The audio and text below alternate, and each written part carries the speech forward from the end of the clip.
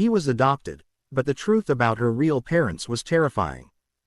The worn photograph, tucked away in the bottom drawer of his nightstand, was the only tangible link to a past he didn't remember. Liam O'Connell, 32 years old, a quiet architect who found solace in the precise lines of blueprints, had always known he was adopted. His parents, Sarah and Michael, had filled his childhood with unwavering love and support, creating a home brimming with warmth and security. He had never felt a void, never yearned for a connection to the unknown faces in that faded picture, a young woman with kind eyes and a man with a serious, almost stern expression. They were his biological parents, a chapter of his life that had closed before he even had memories to hold on to. Or so he thought. The letter arrived on a Tuesday morning, amidst the usual junk mail and bills. It was postmarked from a state he'd never visited, the return address simply a law firm. A sense of unease prickled at the back of his neck as he recognized the formal, official-looking envelope. His parents were both healthy and active, it couldn't be about them. Inside, the crisp legal stationery detailed the passing of a woman named Evelyn Reed, and to Liam's astonishment, identified him as her sole living heir.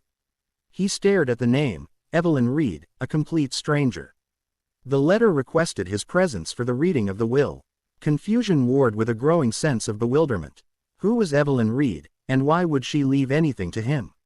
He showed the letter to his parents. They were just as perplexed. They had always been open about his adoption, sharing the limited information they had. Evelyn Reed's name had never come up. They encouraged him to go, to seek answers, their support unwavering as always. The journey to the unfamiliar state felt surreal, a step into a part of his history he never knew existed. The lawyer, a polite and somewhat reserved man named Mr.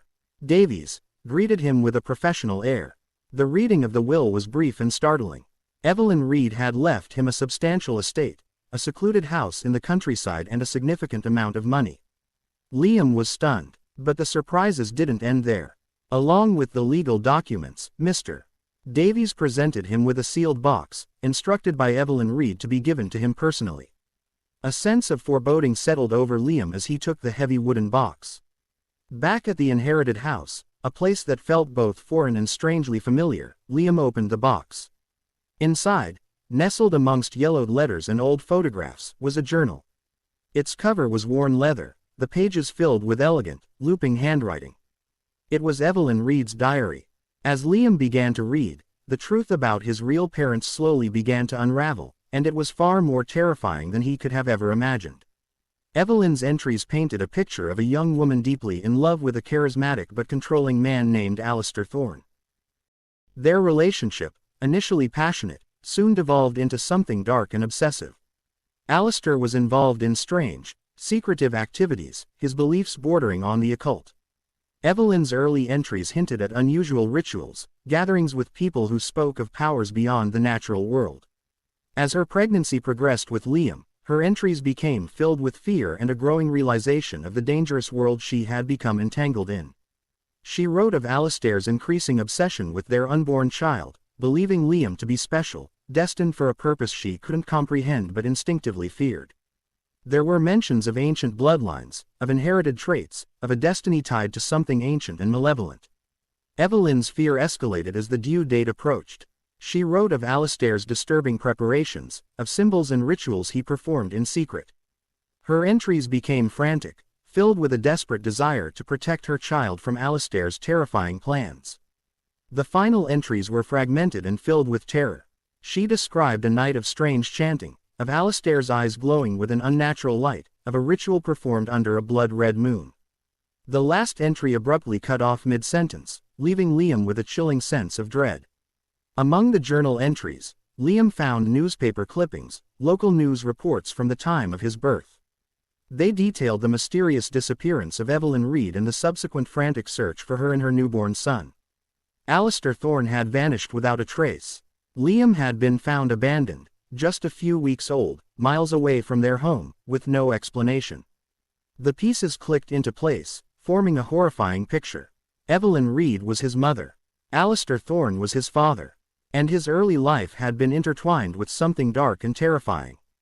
The house he had inherited, this secluded place in the countryside, was not just a random inheritance. It was the last place his mother had written in her journal, the place where those terrifying rituals had likely taken place. A cold dread washed over Liam as he looked around the familiar yet sinister surroundings. He found more in the house, strange symbols etched into the walls, hidden rooms with unsettling artifacts. It was as if the house itself held echoes of that terrifying past. Liam felt a profound sense of violation. His life, the loving and stable upbringing he had cherished, was built on a foundation of terrifying secrets. His biological parents weren't just unknown, they were figures from a nightmare. The question that now haunted him was, what was Alistair's terrifying plan for him? What was this dark destiny his mother had so desperately tried to escape? And was it still a threat, lurking in the shadows of his unknown heritage? The truth about his real parents had not just been revealed, it had cast a terrifying shadow over his entire existence. His life had changed forever, and the quiet architect was now faced with a terrifying legacy he never asked for. Have you ever uncovered a family secret that completely changed your understanding of your past? What was your reaction?